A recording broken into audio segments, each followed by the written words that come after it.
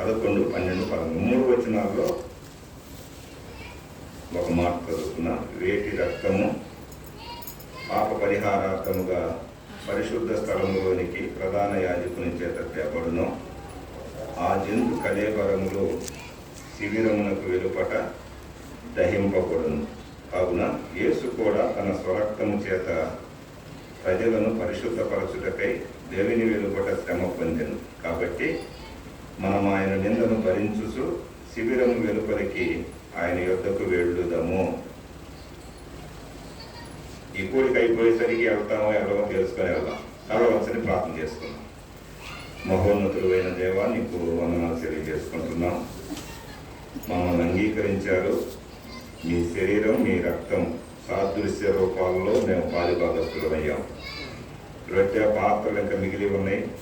నమ్మిన వారు బాప్తిస్మం తీసుకోవడానికి ఆటంకాలు తొలగించి బాప్తిస్మానికి సిద్ధపడే కృప, నమ్మని వారు నమ్ముకునే భాగ్యం దయచేయమని ప్రకటనలు అనేకం ఉన్నాయి నాయన. అన్నిటిలో ప్రభువా మీ ప్రత్యక్షత, మీ దర్శనమిచ్చి ప్రభువా మీ వాక్య ప్రకారం మేము ఏ పని చేసినా చేయటానికి కావలసిన కృపనిమ్మని చదువుబడిన లేఖనంలో నుంచి మాతో మాట్లాడమని యేసు ప్రభు నామమున ప్రార్థన చేస్తున్నాము తండ్రి, ఆమేన్. హెబ్రీ పత్రిక అనగానే గుర్తుపెట్టుకోండి, క్రీస్తు అందరికంటే హెచ్చైన వాడు. క్రీస్తు అందరికంటే, దూతలో చెప్పిన దూత కంటే గొప్పవాడు, మనిషి చెప్పిన మనిషి కంటే గొప్పవాడు. భూలోకంలో ఏది చెప్పినా అందరికంటే హెచ్చైన వాడు క్రీస్తు. అది యాజకుడు కావచ్చు, సంఘం కావచ్చు, ప్రపంచంలో ఉన్న ఏదైనా అన్నిటికంటే హెచ్చు. ఆ భావన మనసులో ఉండాలి.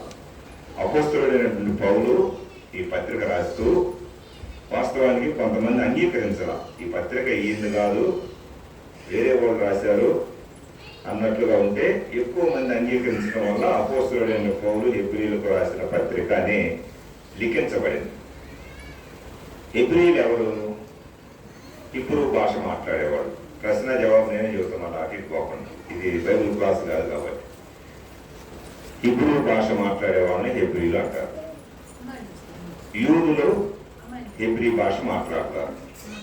యూదులు యెరూషలేములో ఉన్నటువంటి వారు, ఇంకా చెప్పాలంటే 12 గోత్రాలకి ఆ భాష ముఖ్యం. ఇంకా చెప్పాలంటే పాత నిబంధనకు వెళ్ళి మనం కొంచెం 14వ అధ్యాయం 14వ వచనం చదువుకుంటే తప్పించుకున్న వాడు వచ్చి ఆ హెబ్రీయుల గురించి మాట్లాడతారు. హెబ్రీయుడు అనే పదం అక్కడ మనకి వచ్చింది. హెబ్రీయుడు అంటే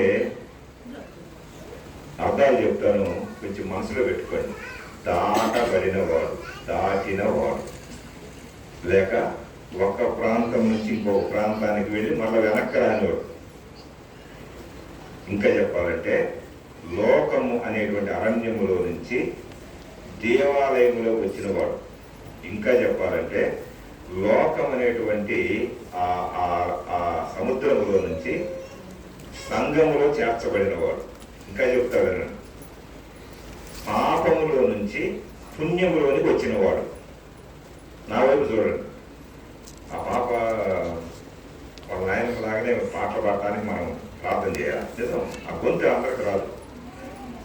కొంచెం అటు చూస్తే ఏమైతే నా అంశం పోయింది. అక్కడ ఆడిచ్చేవాడు ఒకరో ఇద్దరు ఉంటారు, ఇక అందరూ మనసు అట్లా కాదు. ఏడుస్తున్నట్టుగా అమ్మాయిందా అట్లా నా మోసకాల గొంతు రావాలి కదా.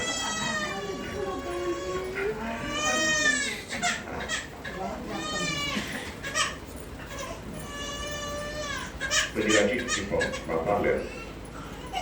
మా మోసకాల గొంతు రావాలి. వినండి వినండి, కొంచెం జాగ్రత్తగా వినండి. పాపములో నుంచి పుణ్యములోనికి వచ్చినవాడు. ఇంకా చెప్పాలంటే ఈ లోకంలో నుంచి పరలోకానికి వెళ్ళడానికి సిద్ధపడిన వాడు. ఇంకా చెప్పాలంటే పరిశుద్ధులైన వాడు. ఇంకా లోనకెళ్ళి చెప్పాలంటే దేవుని బిడ్డలు. ఆడబిడ్డల దగ్గర నుంచి దేవుని బిడ్డలైన వాడు. ఇవన్నీ కూడా ఇంకొక మాట చెబుతాడు వినండి. రాత్రి నుంచి పగలలోకి వచ్చినవాడు. రాత్రి పోయినసారి అది అలా 7 జాతుల గురించి ధ్యానం చేస్తూ ఆ మాట చదువుతున్నాం. చీకటిలో నుంచి వెలుగులోనికి వచ్చినవాడు, మరణములో నుంచి నిత్య జీవంలోనికి వచ్చినవాడు, నిత్య జీవంలోనికి. ఇది హెబ్రీయులు అంటే. మరి అలాంటి వాళ్ళకి ఎందుకు అపోస్తలుడైన పౌలు రాస్తున్నారంటే వాళ్ళే ముందు పడిపోయారు. మా దేవుడు మా దేవుడు మా దేవుడు మా దేవుడు అని చెప్పి వాళ్ళు ఏం చేశారు? దేవునికి వ్యతిరేకమైన కార్యాలు మొట్టమొదటి చేసింది వాళ్ళే. అందుకే వాళ్ళని దృష్టిలో పెట్టుకొని అపోస్తలుడైన పౌలు హెబ్రీయులకు పత్రిక రాస్తున్నారు. అద్దరి నుంచి ఇద్దరికి వచ్చారు, ఈ ఒడ్డు నుంచి ఆ ఒడ్డుకి వచ్చారు, ఈ లోకం నుంచి పరలోకానికి.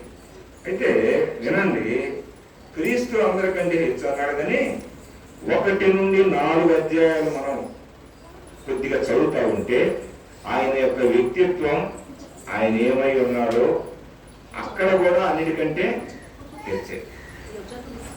5, 6, 7, 8, 9, 10 అధ్యాయాలు ఇందాక తమ్ముడు జ్ఞాపకం చేశాడు. ఆ 10 అధ్యాయాలు అంతవరకు చదివితే ఆయన యొక్క యాజకత్వం, పాత నిబంధన యాజకుడు కొత్త నిబంధన యాజకునికి ఉన్న భేదం. పాత నిబంధన యాజకత్వంలో ఏ మనిషి చచ్చిపోవడం, జంతువులు, మానవులు చేసిన తప్పుకి జంతువులు పక్షులు బలైపోయాయి. బలిపీఠం కట్టడం, కొయ్యటం, తగలబెట్టడం, బలిపీఠం చుట్టూ రక్తం చల్లటం, రక్త ప్రోక్షణం అనేది పెద్ద చల్లటం. తప్పు చేసింది ఎవరు? ఈ 12 గోత్రాలు. ప్రజలు తప్పు చేస్తే ఆ పాపం ఎవరు మేంబడింది? జంతువు మేంబడింది. జంతువు ఏం చేసింది? అక్క అంటుంది నాకు నోరు లేనిది. మనవాళ్ళు ఎప్పుడప్పుడు అంటారు నోరు లేని ఎందుకు పడతారా అని అంటారా? అంటారా? తినండి. ఆ పాత నిబంధనలో అవి తాత్కాలికం, అవి అశాశ్వతం. వాటిల్లో కొద్దిగానే అయ్యా తీ మాకు చిరుతి జాగ్రత్తగా నేను 10 సంవత్సరాల నుంచి కాపాడుకుంటున్నాను. ఒక 5 నిమిషాలు దొరుకుతుంది చెప్తాను. చూడు టక్ తీ బాబు, పర్లేదు చూసుకో. అది ఊడిపోయేటట్టు కొట్టుకుంటే ఉంటే తీర్తే ఊడిపోయి ఏంటి అంటారా? ముక్కులో అదేనండి, అంశం ఎడిపోయింది. యాజకత్వం, స్థిరమైన యాజకత్వం మనకి ఎప్పుడు వచ్చిందంటే మనలాంటి మనిషి వచ్చి మనల్ని ఏం చేశాడు? కాపాడాడు. మనలాంటి ఆయన లాంటి వాళ్ళు మనమైతే ఇప్పుడు మనలాంటి ఆయన అవతారం ఎత్తాల్సి వచ్చింది, ఆకారం మార్చుకోవాల్సి వచ్చింది. ఆకారం లేని ఆయనకి నిరాకారుడు ఆకారం మార్చాల్సి వచ్చింది. శరీరం లేదు, తండ్రి ఆత్మస్వరూపుగా ఉన్నప్పుడు ఆయనే ఒక శరీరాన్ని అమర్చి ఏం చేశాడు? రక్త మాంసాలు పెట్టి ఈ లోకానికి పంపించాడు. అందుకే ఆయన పవిత్రుడు. కన్యక ఆయన అక్కడి నుంచి వచ్చేవాడే వాస్తవానికి, కానీ ఆ నుంచి వస్తే ఈయనెవరో మాయలోడు అంటారని అంటారా? అంటానికి సహజమే కదా. 64 కాళ్ళు ఈయన దగ్గర కూడా ఉంది కాబట్టి ఈయన మాయ అంటారని తండ్రి అయినటువంటి దేవుడు ఏం చేశాడు?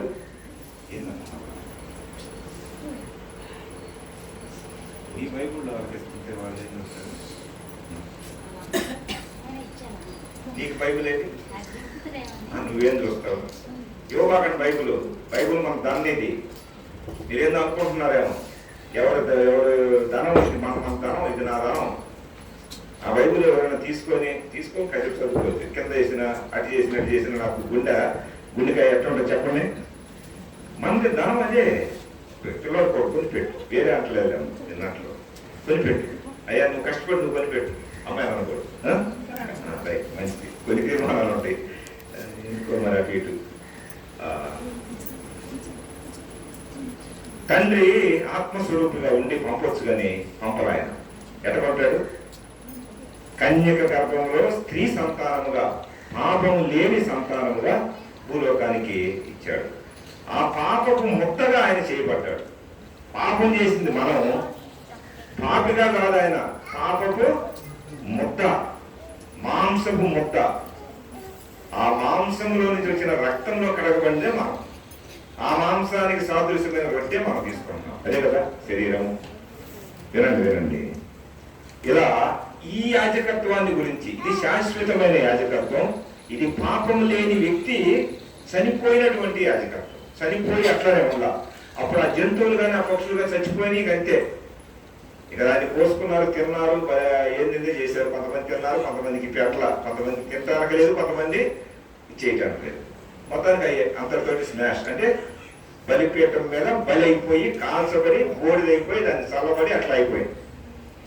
కానీ ఈయన బలిపీఠం కంటే కూడా చనిపోయాడు, ఈయన కాల్చడానికి లేదు. మన పాపాలు ఆయన కాల్చేశాడు. చాలా జాగ్రత్తగా కొద్దిగా లోన కాల్చివేసి ఆయన ఏం చేశాడు, అసలు ఆయన చావాడండి. తండ్రి ఆత్మస్వరూపు అయితే ఆ ఆకారాన్ని మార్చి పంపించాడు అంతే. ఆయన రాలా. తండ్రి వస్తే ఎప్పుడు చచ్చిపోయేవాడు. అందుకే ఆయన 12వ అధ్యాయం చివరిలో ఏమంటారు చూడండి, మన దేవుడు దహించు అగ్ని అగ్ని అన్నాడు కదా. అసలు అగ్నిలాగా రాదు, ఇప్పుడు రాలేదు, 2వ రాకడలో తర్వాత వస్తాడు. తండ్రి అప్పుడు వస్తాడు. తండ్రి రాకముందు కుమారుడు కూడా అధికారాలు ఇచ్చినప్పుడు ప్రకటన గ్రంథాన్ని ధ్యానం చేస్తున్నాం ఈ బైబిల్ స్టడీలో. ఆయన చేసేవి ఉంటాయి. ఇప్పుడు ఆయన ఏం చేయట్లా, రండి రండి అని ఏం చేస్తున్నాడు, బ్రతిమలాడుతున్నాడు. ఎంత బ్రతిమలాడుతున్నాడంటే, నువ్వు రాకపోయినా, నువ్వు ఎట్లా ఉన్నా, ఏ విధంగా అయ్యా అయ్యా అమ్మ అమ్మ అంతే కదా బ్రతిమలాడుతున్నాడు. రేపు బ్రతిమలాడుతాడు. ఆ దహించు అగ్నిలాగా వస్తాడు. ఆయన అక్కడే ఉండి కుమారుణ్ణి ప్రేమగా పంపాడు. అసలు ఈ డిసెంబర్ నెల అంటేనే ఒకసారి విశాఖపట్నంలో సెమీ క్రిస్మస్లో రాత్రి కూడా ఒక సెమీ క్రిస్మస్కి వెళ్ళాము. అక్కడికి వెళ్ళాము. ఆ వర్షం అంతా ఉంది. విశాఖపట్నంలో జరుగుతూ ఉంటే ప్రసంగం అంతా చెబుతుంటే ఏమన్నా చదువుకునే వాళ్ళు ఏర్లు వేయటం, బాగా చేయటం, ఇంతేగా కేబుల్ పెడతారా లేకపోతే ఇంకేమైనా పెడతారు. ఇది ఇంత తప్పితే ఆడకి వాళ్ళు కొంతమందే ఉంటారు కొంచెం భక్తిగా. వినండి, అక్కడ నిలబడినటువంటి ప్రసంగికుడు అన్నాడు, ఈ బైబిల్ మొత్తం ఒక్క పదవులో చెబితే ఈ 100 రూపాయలు పెంచుతా అన్నాడు. అప్పుడు 30 సంవత్సరాలు, సుమారు 5 సంవత్సరాలు. 100 రూపాయలు అంటే ఇప్పుడు 1000 రూపాయలు అన్నమాట. ఈ 100 రూపాయలు పెంచుతా అన్నారు. ఎవరి వాళ్ళు ఏం చేశారు, ఏంది ఒక పాదంలో చెప్పుకుంటారు, ఒక పాదంలో ఎవరు చెబుతారంటే ఒకడు కూర్చోడు చెప్పాడు, ఇదంతా ప్రేమ రాయ్యా రా అని ఇచ్చాడు. నిజం ప్రేమే. ఈ అసలు ఇప్పుడు కదిలేండి డిసెంబర్ నెలలో పాటలన్నీ ప్రేమే కదా, అంతా అదే కదా ఉంటుంది. మన మనసులో కూడా ఉంటుంది, మంచిదే, తప్పేం కాదు. కానీ అదే ఆచారంగా మనం చేయకూడదు. అయితే వినండి, శాశ్వతమైనటువంటి బలి మన ప్రభు మానవ స్వరూపంగా వచ్చి మన కోసం చనిపోయి తిరిగి లేచాడు. పాత బలుల్లో ఒక్కడు కూడా లేదు. పాత నిబంధనలో కూడా చనిపోయిన వాళ్ళు వేరే వాళ్ళు తగిలితే వాళ్ళు బతికారు. ఏది ప్రవక్తల ఎముకలకు తగిలితే శవం వేసి నిలబడింది, ఇదంతా బతికేశారు. కొత్త నిబంధనలో కూడా యేసు ప్రభు ఉన్నప్పుడు కొంతమంది బ్రతికించారు, మళ్ళా చచ్చిపోయారు, మళ్ళా బ్రతికించారు. ఉందండి, ఉన్నారా లేదా? పౌలు కూడా బతికించాడు కదా. కిటికీలో నిద్రపోతా ఉంటే టకానికి కింద పడ్డాడు. పౌలు వెళ్ళాడు, ఏందిరా అంటే పోయాడు అంటారు అందరూ. పాఠం లేదు, ఏం లేదు, రాత్రి అంతా కూలి జరిగింది, ఇది చచ్చిపోతే ఎట్లా అని ప్రార్థన చేశాడు.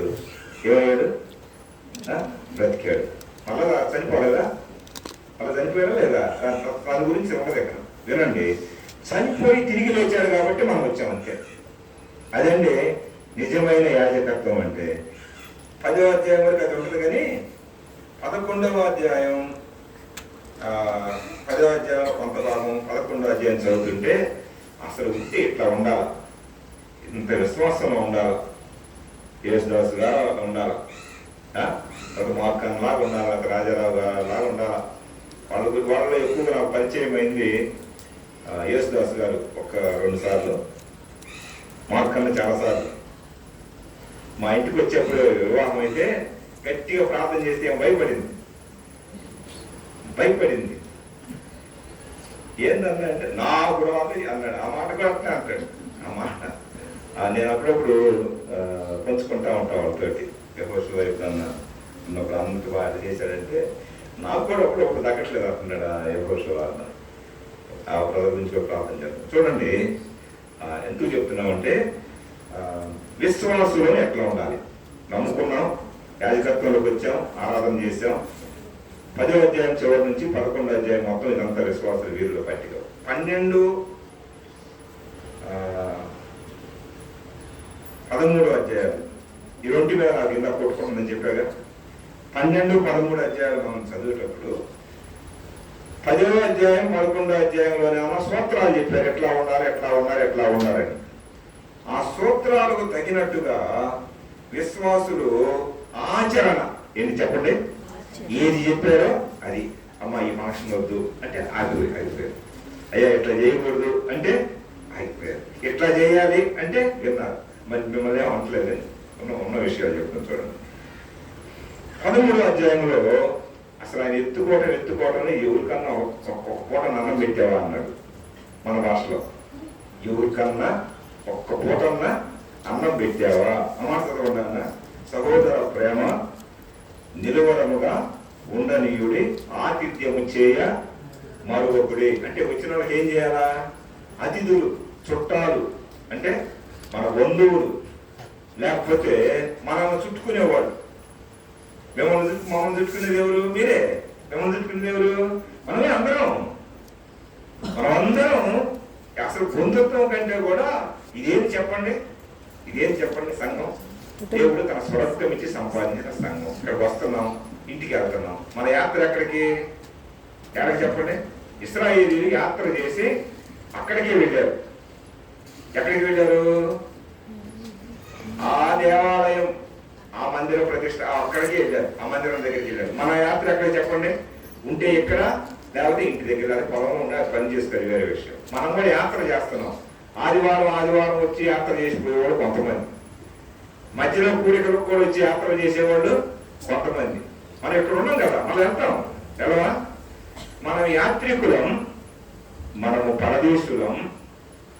మన యాత్ర ముగిసేంత వరకు కూడా యాత్ర ఆగకూడదు. ఎక్కడికది? దేవుడు స్వరక్తం ఇచ్చి ఆయన కొన్నటువంటి ఈ సంఘంలో మనం ఎట్లా ఉండాలో అక్కడ చెబుతున్నాడు. ఒకరికొకరు కొంచెం ఆదరించుకోండి, ఆతిథ్యం చేసుకోండి. ఒకరింట్లో ఒకరు తినంటే తినేరు, ఇంకేముందిలే అని వచ్చిన వాళ్ళని ఆతిథ్యం. దేవుని బిడ్డలు ఎవరో చాలా జాగ్రత్తగా గమనించకుండా చేయకండి. ఆ మాటలు చెబుతూ అన్నాడు. అమ్మా కొంతమంది బాధల్లో ఉంటారు, ఉండరా? కష్టాల్లో ఉంటారు, చాలా ఇబ్బందుల్లో ఉంటారు. శరీరంతో ఉన్నారు కాబట్టి వాళ్ళని కూడా కొంచెం జ్ఞాపకం చేసుకోండి. ఇప్పుడు కష్టాల్లో ఉన్నారు కాబట్టి మన మందిరానికి వచ్చేవాళ్ళే, వేరే వాళ్ళ గురించి ఎక్కువ ఆలోచన చేయబాకండి. మన వాళ్ళు కొంచెం కష్టపడుతుంటే మనకు రావాలి, అది ఏదో భక్తిలో కొద్దిగా తేడా ఉందలే అనే మనసు మనకి రాకూడదు. ఏముండాలా? చేయగలిగితే మేలు, లేకపోతే మౌనంగా ఉంటే మంచిది, వెల్లడి చేయకుండా. ఆ మాటలు చెబుతూ అన్నాడు. వివాహ విషయంలో చెప్పాడమ్మా. ఈ విషయంలో ఆనాడు ఇశ్రాయేలు ప్రజలు తప్పిపోయారు, చాలా తప్పిపోయారు. ఏది చేయమన్నారో చేయట్లా. బిడ్డలకు చెప్పరు, బిడ్డలను నేర్చుకోరు, బిడ్డలను నడిపించరు. పెళ్లి దగ్గరికి వచ్చేసరికి ఏమన్నా ఎక్కడ ఘనంగా జరగాల ఉంది. దేవుడు ఏం చెప్పాడు? కూర్చున్నప్పుడు చెప్పు, పాలు ఇచ్చేటప్పుడు చెప్పు కదా, ఇంకేం చెప్పు, నడిచేటప్పుడు చెప్పు, నిద్రపోయేటప్పుడు చెప్పు. నిద్రపోయేటప్పుడు చెబుతూనే ఉండాలా. నిద్రపోయేటప్పుడు ఏమింటాడంటే ఇంకేనా లేకపోతే లేదు, చెప్పటమే. వాడు ఆడుకునేటప్పుడు చెప్పాలా, బడికి వెళ్ళేటప్పుడు చెప్పాలా కదా. దేవుడు మనం సృష్టించాడు. మోషేకి అదే కదంటే. చాలా ఉన్నాయి, అందరికంతే, దావీదుకంతే, నీకంతే, నాకంతే. చూడండి, ఆ వివాహం అన్ని విషయమైనలో ఘనమైనది అని మన వాళ్ళు పుష్ట పెడతారు. అక్కడ పుష్ట అసలు పెట్టకూడదని నా అభిప్రాయం. ఘనంగా ఉండాలంటే అటువంటి ఇటువంటి ఇద్దరు ప్రభువుని నమ్ముకొని ఇద్దరు కూడా పవిత్రంగా ఉండాలి. అప్పటికే శరీరాన్ని అమ్ముడు పోతే వాళ్ళే పవిత్రులు అవుతారు. ఇప్పటికే తిరిగిపోతున్నారు అనుకోండి, ఊరక అనుకోండి. అక్కడ ఆ మాట కూడా అన్నాడు చూడండి, 3వ వచనం ఒకసారి చదువుకొని మన అంశానికి వచ్చేద్దాం. 4 వివాహము అన్ని విషయములలో ఘనమైనదిగాను పానుపు నిష్కల్మషమైనదిగాను ఉండవలను, వేశ్యాసంగులకును వ్యభిచారులకును దేవుడప. ఆ మాట అసలు పెట్టరు. పెళ్ళిళ్ళు ఎప్పుడైనా పెట్టారా? ఎందుకు పెట్టలేదు? ఎందుకు పెట్టకుండా ఎందుకు ఆపుతున్నారు? మొత్తం పెట్టాలా? తప్పేముందండి? పాన్పులు భార్యాభర్తలు తప్పితే ఇంకొకరు మధ్యలో వెళ్ళటానికి లేదు, అసలు ఇంకా లేనే లేదు. భార్యాభర్తలకు ఇచ్చిన దేహంలో సగభాగం పాట పాడతాం. వాడు నమ్ముకున్నా నమ్ముకోకపోయిన తర్వాత తీసేయండి, తర్వాత విషయాలే. భార్య భర్త వాళ్ళిద్దరికే దాన్ని ఏమంటారు, బెడ్రూమేనా దాన్ని అనేది? నిజం, వాస్తవం లేదే. వాళ్ళిద్దరు మంచం ఒకటే, వాళ్ళిద్దరు కంచం ఒకటే, వాళ్ళిద్దరు ఒకే. ఇంకా వాళ్ళకి తప్ప ఇంకొకరు వచ్చారంటే ఆ కుటుంబం నాశనం అయిపోయింది. వాళ్ళిద్దరి మధ్యలో తల్లి దూరినా ఎవరు దూరినా ఎన్ని దోమలు ఈగలు వాళ్ళకి జబ్బులు తేటమే. సలహాలు కూడా ఇవ్వకూడదండి. వాస్తవానికి వాళ్ళిద్దరు ఏదైనా చెడిపోతుంటే ఇద్దరు కూడా బరి తెగిస్తే అప్పుడు ఏదైనా మాట్లాడారు. కానీ ఈలో ముందుగానే అందుకే ఆ మాటలు రాస్తూ అన్నాడు. చాలా చెప్పండి, వినండి. మన అంశానికి వద్దాం. 20 నిమిషాలు 15 నిమిషాలు ఉంది. ఆ 15 నిమిషాల్లోనే జ్ఞాపకం చేద్దాం. మనకు బలిపీఠం ఉంది అంటున్నాడు. మనకు సంఘం ఉంది. మనకి దేవుడు సురక్షణ ఇచ్చి సంపాదించిన సంఘంలో ఏం చేయాలో ఏమి చేయకూడదో చాలా రాయబడింది. చూడండి,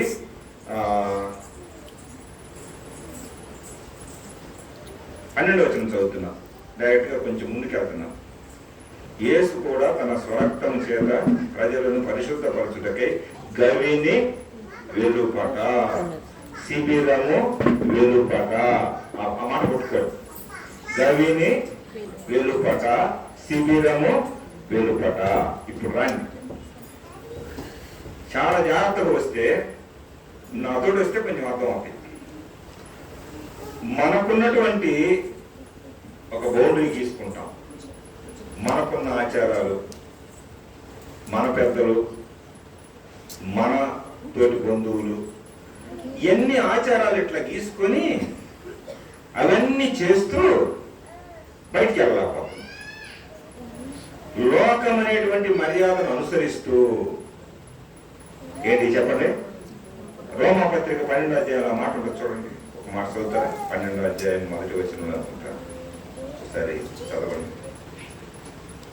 కొంచెం కష్టంగా ఉంటుందమ్మా, అయినా కానీ తప్పదు. 1వ వచనం. కాబట్టి సహోదరులారా, పరిశుద్ధమును దేవునికి అనుకూలమైన సజీవ యాగముగా మీ శరీరములను ఆయనకు సమర్పించుకున్నాడని దేవుని వాత్సల్యమును బట్టి మిమ్మల్ని బతిమాలుకుంటున్నాను. ఇట్టి సేవ మీకు యుక్తమైనది. 2వ వచనం చదువుకున్నాం. మీరు ఈ లోక ఏంటిదంట, ఈ లోక అని కింద 2 అంటున్నాడు, లేక ఈ యుగంలో ఇప్పుడు ప్రస్తుతానికి ఈ మర్యాదను అనుసరింపక చాలు. లోకంలో మర్యాద ఏముంటది? లోకంలో మర్యాద ఏముంటది? తోరణాలు కట్టముంటది. లోకంలో మర్యాద ఏముంటది? పసుపు పుయ్యి అంటది. అమ్మ చెబుతున్నా వినండి. లోకంలో మర్యాద ఏముంటది? పెళ్లి కొడుకుని చెయ్యి, పెళ్లి కూతురుని చెయ్యి అంటది. లోకంలో మర్యాద ఏముంటది? 9 మంది నవధాన్యాలు తీసుకొని రండి అంటది. లోకంలో మర్యాద ఏముంటది? 9 ఏముంటదండి? 9 బిందెలు నీళ్లు ఎత్తుకొని రండి. లోకంలో మర్యాద ఏముంటది? ఇవన్నీ చూసి చూడండి, కొద్దిగా అడిగి తీసుకోమ్మా. లోకంలో మర్యాద ఏంటి? 35 రండి. ఊరు తెచ్చినోడు వద్దు, భార్య తెచ్చినోడు వద్దు. ఎవరు కావాలంట? 35 అంటే వాళ్ళు ఒకరు చచ్చిపోరేంది, ఇక్కడే ఉంటారేంది? శాశ్వతంగా ఎవరైనా ఉంటారండి? భర్త చనిపోతే భార్య మొహం చూడాలంట. ఏంటి లోకం? భార్య చనిపోతే భర్త మొహం, అది కూడా ఉన్నాయి. ఇది విచారకరం. ఈ లోక మర్యాదతో తూర్పు వైపు ఇల్లు కట్టు, ఈశాన్యం పెరగాలి, ఆగ్నేయం తగ్గాలి. ఇంట్లో మంట పెట్టుకొని ఈ మంటలు ఆపుతా ఉంటారు. ఇట్లా జరిగింది కాబట్టి ఇట్లా జరుగుతుందని. ఇవన్నీ ఏంటి? లోక మర్యాదలు. చొక్కటి ఉందే, అమ్మాయి బాగుంటే ఎట్లా పంపుతున్నా, ఇవన్నీ చూసే చెప్తున్నాం. అలా ఎదురొచ్చిందే ఆ కుక్క పిల్లో కాకు ఏంటి జంతువులు పక్షులు కూడా ఇళ్ళు కట్టేస్తారు. ఎవరో తుమ్ముతారు. ఈ చలికాలం వచ్చి టకాన్ని తుమ్మారు అనుకోండి, ఏమంటారు? ఆపు ఆపు ఆపు ఆపు ఆపు, ప్రయాణం చేయకూడదు, కొద్దిసేపు కూర్చొని మళ్ళీ మంచినీళ్ళు తాగాలంట. ఆయన తుమ్మారు, మళ్ళా ఆయన తుమ్మొచ్చిన దాకా. ఎన్ని ఆచారాలు, ఎన్ని పద్ధతులు. సరే, మా ఊర్లోనే ఒక వివాహం, పేర్లు ఎవరికి చెప్పను, చెప్పితే కొంచెం బాధ కదా. ఆ ఇంట్లో అందరం ఉండమోపులే. ఇంకా చెప్పాలంటే భర్త చనిపోయాడు, ఒక అసలు పెళ్ళే లేదు, ఆయన భార్య చనిపోయింది, వాళ్ళ కొడుకు వివాహం, పేర్లు చెప్పాలి. సంఘానికి పాక్సు గారి దగ్గర, మన సంఘాలు ఏర్పడినటువంటి పాక్సు గారు అప్పటికే 50 సంవత్సరాలు, ఒక తల్లి, ఆమె కూడా భర్త చనిపోయింది. మా ఊరు మొత్తానికి ఆమె మంత్రసాని అంటారు. మంత్రసాని. ఈ డాక్టర్లు తర్వాత ఈ ఆర్ఎంపీ వాళ్ళు లేకముందు ఆమె మాత్రం మళ్ళీ చెయ్యి సరళగా ఉంటుంది అంటారు. ఎందుకని? ఆ బిడ్డను తీయటం ఆమెకే తెలుసు. మళ్ళా ఆమె ఎదురైతే వీళ్ళేమో ప్రార్థన చేస్తున్నారు. ఒక పెద్ద సేవకులు, పెద్దవాళ్ళు నేర్చిన వాళ్ళు కూడా చెప్తున్నా, పెద్దవాళ్ళు గారు ఉన్నా పిలిచాము, ప్రార్థన చేశారు. ఈ తల్లి వస్తుంది బైబిల్ కొట్టుకొని వస్తుంటే వీళ్ళు అంటారు, నువ్వు నా కొడుకు, నీ మొఖం చెప్పిపోక నువ్వు ఏందక్క అంటే, మా భర్త చనిపోయింది. నీ భార్య ఏది? నీ మొగుడేది? వీళ్ళు రావచ్చు, వీళ్ళు పోవచ్చు. మళ్ళా అంటే క్రైస్తవులుగా ఉంటున్నటువంటి వీళ్ళకే ఇన్ని ఉంటే ఇక లోకంలో ఉండదా? అర్థం చేసుకోండి. శిబిరములోన ఆచారాలు ఉన్నాయి, శిబిరములోన కట్టుబాట్లు ఉన్నాయి, శిబిరములోన నిన్ను ఉరి తీసేటువంటి పద్ధతులు ఉన్నాయి. శిబిరాన్ని దాటాలా. చూడండి, మతాచారాలు కొన్ని ఉంటాయి. మతాచారాలు ఏంటి చెప్పండమ్మా, 10 నిమిషాల్లో ముగించాలి కదా. ఏం ఆచారాలు? ఈ మతాచారాలు ఎక్కడ ఉన్నాయండి? కలకి పత్రికలోనే. పలానా రోజు మంచిది, ఒకసారి చదువుతారా మాట? ఎందుకో 4వ అధ్యాయం 9-10 వచనాలు అందరూ చదవండి. కొద్దిగా రౌండ్లు చేసుకోండి. మన పిల్లల దగ్గర వస్తే కొద్దిగా అది అట్టడి చేద్దాం. చదువు కొంచెం గట్టిగా. 4వ అధ్యాయంలో గలతీలో ఉన్నటువంటి ఆచారాలు ఎంత విచిత్రం కొద్దిగా చదవండి. 4:10, 9:10. ఇప్పుడు మీరు దేవుని ఎరిగిన వారును మరి విశేషముగా దేవుని చేత ఎరగబడిన వారునై ఉన్నారు కనుక బలహీనమైనవి నిష్ప్రయోజనమైనవినైనా మూల పాఠముల తట్ట మరలా తిరుగునేలా, మునుపటి వలె మరలా వాటికి దాసులై ఉండబోరనేలా అంటూ అసలు ఖచ్చితంగా చెప్పాడు అక్కడ. మీరు దినములను, మాసములను, ఉత్సవ కాలములను, సంవత్సరములను ఆచరిస్తున్నారు. ఎవరు వీళ్ళు? ఆరాధన చేసేటువంటి ఆరాధికులే కానీ వాళ్ళలో ఏం లేదు. చెప్పండి. మతం ఇదిగో ఈరోజు మంచి రోజు. అసలు మన వివాహాలు కూడా ఎక్కువ లోకంలో వాళ్ళు పెట్టుకున్నప్పుడే ఇల్లు కూడా పెట్టుకుంటారు. యాడ్ నుంచి వస్తాయి. వివాహము అన్ని విషయాల్లో ఘనమైనదిగాను ఏదో ఇచ్చాడు మనకి ఇక్కడ. దీన్ని తీసుకెళ్ళి ఏం చేస్తున్నాం? రాక్షస వివాహం. ఇంకా చెప్పాలంటే లోకంలో చేసే రాక్షస వివాహం వాళ్ళంటే మనమే పడతారు. గాంధర్వ వివాహం, చాలా రకాల వివాహాలు ఉన్నాయి, 5 రకాల వివాహాలు ఉన్నాయి. ఎందుకని వీళ్ళందరినీ ఈ వివాహాలు వీళ్ళందరినీ ఏం చేస్తారు తెలుసా?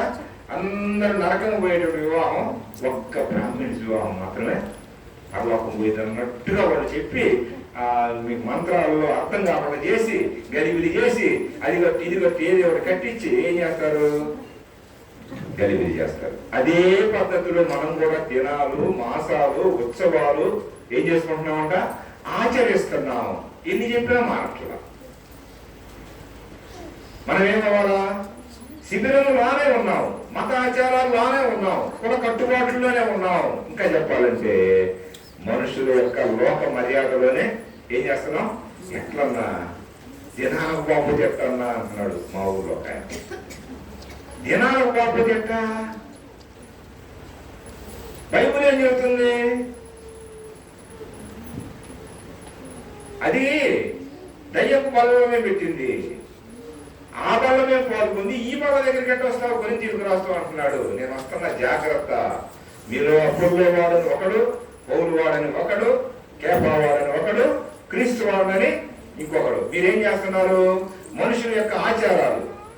ఏ ఆచారం, ఒకటి శరీర, రెండోది శరీరానుసారంగా ప్రవర్తిస్తున్నారు.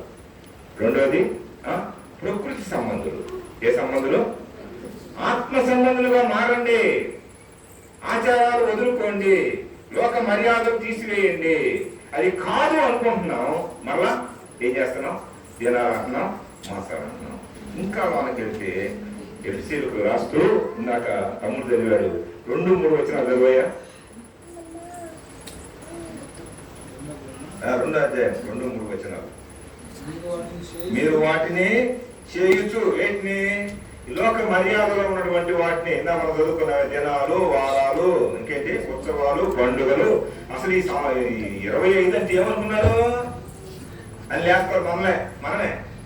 25 అంటే ఏందన్నా, 24నే పట్టాలి, 25లో ఏంటి ఉండాలి. అసలు ఎట్టుండాలని, జనవరి 31 అంటే ఏమనుకుంటున్నారు. ఇవన్నీ కూడా ఇంకా చెప్పాలంటే ఈస్టర్ అంటే ఏమనుకుంటున్నారు, ఇంకేంది లెంటర్ డేస్ అనుకుంటే ఏమనుకుంటున్నారు. అప్పుడు వచ్చే పండుగ ఏందయ్యా,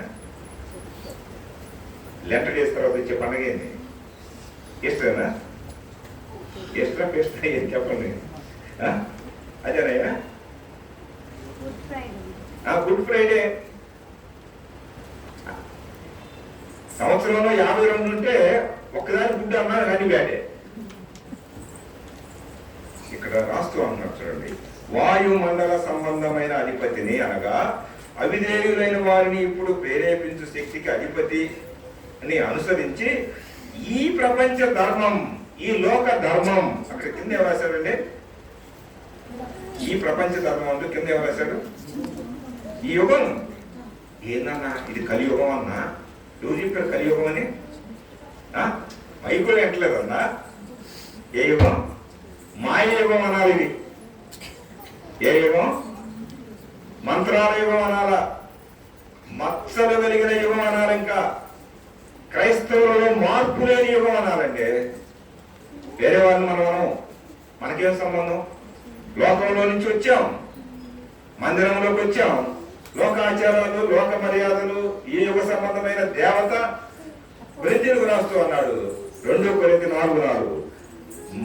మనోనేత్రాలకు ఏం చేస్తుందంట, సువార్త ప్రకాశము వినబడకుండా మనసుకు, నేత్రాలకు ఏం చేస్తుంది, గుడ్డితనం నుంచి వచ్చేసాం. చాలా గుడ్డిగానే ఉన్నాం.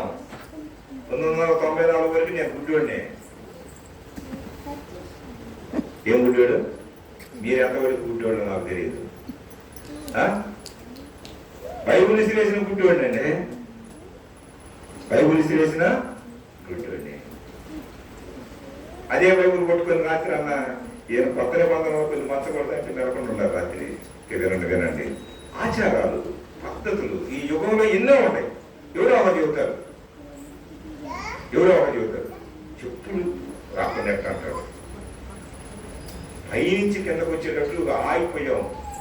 నేను పేరు ఎవరికి చెప్పకుందని, ఇది చాలా కరమని బియ్యం మీద చెప్పులు పెట్టి ప్రార్థన చేయమన్నారు నన్ను ఒకసారి. అప్పికట్టలో జరిగింది, మీరు వెళ్ళి చూసుకోవచ్చు. నేను చేయను. మన మీద ఇంత కడతారు. మనం పిలిచింది ఎందుకు? మేమేం చేయమంటే అది చేయాలా? మేము పెద్ద సేవకులు. సేవకులు కాదు, సేవకుడు కూటి కోసం వస్తారు. ఏమన్నా ఉంటే బియ్యం బయ్యం రైకలు బైకలు ఏంటంటే చెప్పులు గొప్పలు అయ్యనా అయ్యనా పాకలు ఏంటంటే మాట్లాడుతున్నారు. ఇటుకలు దొరుకుతున్నారు. దేవుని వాక్యం ఏం చెబుదాం, ప్రజలకు ఏం మారు మనసు పొందాలో, వాళ్ళు పరిస్థితి ఎట్లా, వాళ్ళు జాగ్రత్త పడాలి. ఈ కాదు, 2 తెచ్చావా 1 తెచ్చావా, నాకేనా నా భార్య కూడా, ఇది అడుక్కునేవాళ్ళు. ఈ పద్ధతులు సేవకుల్లో మాట్లా.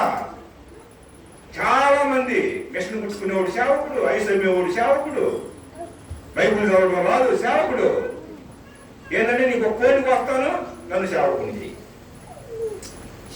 ఏం చేస్తున్నావంటే సువార్త. నీకు నువ్వు మారు మనసు పొందలేదు, నీ ఆచారాలు మారలేదు, నీ పద్ధతులు మారలేదు. గవిని వెలుపట ఎక్కడికి వెళ్ళాలా? ఎక్కడికి వెళ్ళాలి చెప్పండి?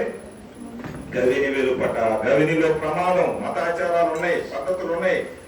ప్రత్యేకంగా ఉండాలని కొరింథీయులకు రాస్తూ 2 కొరింథీయులకు రాస్తూ అపోస్తలుడు పౌలు అంటాడు 6వ అధ్యాయంలో, ప్రత్యేకంగా ఉండండి, మిమ్మల్ని ప్రత్యేకంగా పిలిచారు, ప్రత్యేకంగా ఉండాలా. అట్లా ప్రత్యేకంగా ఉండకపోతే మనం కూడా ఏమవుతున్నట్టు చెప్పండి? కలుషితమై. ఇంకా చెప్పాలంటే క్రమం పద్ధతి మానుకొని అక్రమకారుల కంటే విచిత్రంగా ఉంటారు. యేసు ప్రభు కూడా చూడండి, కావున యేసు కూడా తన స్వరక్తము చేత ప్రజలను పరిశుద్ధపరచుటకై గవిని లోన కాదు, లోన చచ్చిపోతే ఈడేందిరా అంటారు. ఎక్కడ చచ్చిపోయాడు? గవిని వెలుపట. యెరూషలేము లోన చనిపోవాలా. పొడిచారు వాస్తవాన్ని చనిపోవాల్సిందే. కొట్టారు, వరలా దెబ్బలు కొట్టుకుంటా వెళ్ళారు. కానీ ఎక్కడ చనిపోవాలైనా? గవిని ఆచారాలకు మించి ఎవరికి వెళ్ళిపోయాడు. ఆచారంగా గవిని వెలుపట శ్రమ నంజనం. కాబట్టి మనం ఆయన నిందను భరించుచు శిబిరము వెలుపలికి మనం కూడా ఎక్కడికి వెళ్ళాలా చెప్పండి అన్నమాట. గురించుకుందాం. ఎక్కడికి వెళ్ళాలా? గవిని వెలుపటికి, లోకం వెలుపటికి. ఆచారాలు, మర్యాదలు, పద్ధతులు, మతాలు కదా, మతానికి సంబంధించిన పద్ధతులు, కులానికి సంబంధించిన పద్ధతులు, మన కుటుంబాలు కొన్ని కట్టుబాట్లు ఉంటాయి. ఏం కట్టుబాట్లు ఉంటాయి? మన తాతోటి ఇట్లా చేశారా, మన ముత్తాత ఇట్లా చేశారు కాబట్టి చెయ్యి. వీటన్నిటికీ బయటకు రావాలి. శిబిరం వెలుపలికి ఆయన యుద్ధకు వెళ్ళాలి. ఏం మోసుకొని వెళ్ళాలా? మన సిలువను మనం మోసుకొని వెళ్ళాలి. మన సిలువను మనం ఎత్తుకోకపోతే, సిలువను పక్కన పెట్టి ఆచారాలన్నీ భలే ఉంటాయి సంతోషంగా. ఎట్లా ఉంటాయి తెలుసా? ఎంత సంతోషంగా ఉంటాయి అంటే, వాళ్ళతో తింటున్నాం, వాళ్ళతో తాగుతున్నాం, వాళ్ళతో ఎగురుతున్నాం. తిని తాగడం అని కూడా కాదు, వాళ్ళతో కలుస్తున్నాం. ఎట్లా ఉంటుంది? వాళ్ళకి బాగానే ఉంటుంది. కానీ ఎవరికి దూరం అవుతాం? శిబిరం వెలుపలికి వెళ్ళి శ్రమపడి సిలువలో మన కోసం ప్రాణం ఇచ్చినటువంటి యేసు ప్రభువును సంతోష పెట్టడానికి మనం ఇష్టపడకుండా కొన్నిసార్లు ఈ ఆచారాలు, ఈ పద్ధతులు, వివాహ విషయాల్లో అదే చేస్తున్నాం. తిండి విషయాల్లో కూడా అంతే. దేవుని బిడ్డలకు ప్రత్యేకంగా పెట్టండి అంటే నేను వేరే పెట్టను కాదు చెప్పడం. దేవుని బిడ్డలంటే దేవుడు నిజంగా ఆయన యొక్క మాట చొప్పున వచ్చేవాడు, ఆయన చెప్పింది చేసేవాడు దేవుని బిడ్డలు. కానీ సంచి తెలుసుకునే అందరూ దేవుని బిడ్డలో అర్థం చేసుకోండి. ఏం చెబుతున్నారు, ఎట్లా ఉన్నారు పరిశీలించాలా. చెప్పే మమ్మల్ని కూడా పరిశీలించాలా. మీరు గుడ్డిగా అసలు ఎప్పుడు నమ్మొద్దు. బైబుల్లో ఏం చెబుతున్నారో అది ఉందా లేదా? ఉందరు అయితే వీళ్ళంతా ఉంటున్నారా లేదా? వీళ్ళకంటే మించిన ప్రభు కదండి. కాబట్టి మనం జాగ్రత్త పడదాం. మనం నిత్యత్వం కొరకు ప్రభువుని నమ్ముకున్నాం. కానీ ఏదో ప్రస్తుతానికి ఈ బాధలు పోవటానికి, ఈ శ్రమలు పోవటానికి ఏదో కొంతకాలం కాదు కదా. నిత్యత్వం ఎల్లకాలం ప్రభువుతోటే ఉండటానికి మన సిలువను మనం ఎత్తుకోవాలా. సిలువను ఎత్తుకునేటప్పుడు అన్నింటిని మర్చిపోవాలా. మన తోబుట్టువులు మనతోటి రాదు, మన భార్య మనతోటి రాదు, మన భర్త మనతోటి రాదు, ఎవరు రారు. నీ సిలువ నీదే, నా సిలువ నాదే. మనకు 2 సిలువలు ఉన్నాయి. యేసుప్రభు ఒక సిలువే, మనకెందుకు 2 సిలువలు చెప్పండి? కోసం ఆయన సిలువ మోసాడు, మన సిలువను మనం మోసుకుంటూ వెళ్ళాం. ఆ సిలువలో మన పాపం కొట్టివేయబడింది. ఈ సిలువలో ఇంకా కొంచెం అంటాడుతూనే ఉంటాయి. ఒకరోజు పక్కన పెడతాం, బైబుల్ చదవం. అసలు ఈ బైబుల్ ఇదిగో ఇది కానీ పక్కన పెట్టాను అనుకో అంటాడు ఒక్కొక్కడు. అది పక్కన పెడితే బూదులు అవుతాయా? అది పక్కన పెడితే కొట్లాడికి వెళ్తావా? అది పక్కన పెడితే నీ ఇష్టమా? ఈ పద్ధతులు మనం మార్చుకుందాం. గవిని వెలు పట్టకలు పోకపోతే గవినిలో తగలబడతాం. ఆయన దహించు అగ్ని.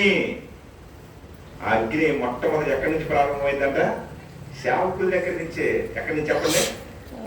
ప్రారంభం ఎవరు సెగ దగ్గర నుంచి పొయ్యి మీద ఉన్నవాడు సెగ తగిలింది. తర్వాత కొంత సెగ దేని తగిలితే నేలకి గలవానా అర్థం చేసుకోండి. అయ్యా అమ్మ చాలా ఉండగానే నేను అట్లా ఆచారాలు, ఈ లోక మర్యాదలు, ఈ పద్ధతుల్లో ఏమున్నాం మనం కొద్దిగా కొంచెం ఏం చేద్దాం చెప్పండి. దూరం చేద్దామని దగ్గర చేసుకుందాం. దూరం చేస్తే వాళ్ళు రాలేమన్నా, వాళ్ళు రాకపోతే ప్రభు రాకపోతే అసలు వంటిగా ప్రభు రాడు అనుకో. మన ఇంట్లో ఎన్ని పెట్టినా ఏ ప్రయోజనం? నీ ఇంట్లోనే, మన ఇంట్లోనే, మనలోనే ప్రభు లేడు అనుకో. మనం ఎన్ని చేసుకున్నా పై మెరుగులు ఎన్ని చేసుకున్న ప్రయోజనం ఏమి? కాబట్టి జాగ్రత్త పడదాం. గవిని మెరుగుపటికి వెళ్దాం. శ్రమలే వెళ్తా ఉంటారు, మనల్ని అవమానపరుస్తూ ఉంటారు. కాబట్టి ఈ శ్రమల్లో ఈ మన సిలువను ఎప్పుడు కూడా పక్కన పెట్టుకోండి. మనం ఏం చేద్దాం చెప్పండి? గవిని వెలుపటికి, శిబిరం వెలుపటికి దహించేటువంటి దాన్ని ఏమంటారు, ఆ జంతువునే తీసుకెళ్ళి ఆ తోలును రానియకుండా దాన్ని పక్కన తీసుకెళ్ళి తగలబెట్టారు లేదా? మన ప్రభు మన కోసం చనిపోయి తిరిగి లేచాడు. మనం కూడా ఈ లోకం అనేటువంటి మర్యాదల్లో చనిపోవాలి. ఎట్లా చనిపోవాలా? ఈ లోకంలో ఉన్నటువంటి పద్ధతుల్లో చనిపోవాలి. నిజంగా చనిపోయారు, జాగ్రత్త. అట్లాంటివి చేసుకోబాకండి. మా ఊళ్ళో ప్రభువుని నమ్మి మాకు తెలియకముందే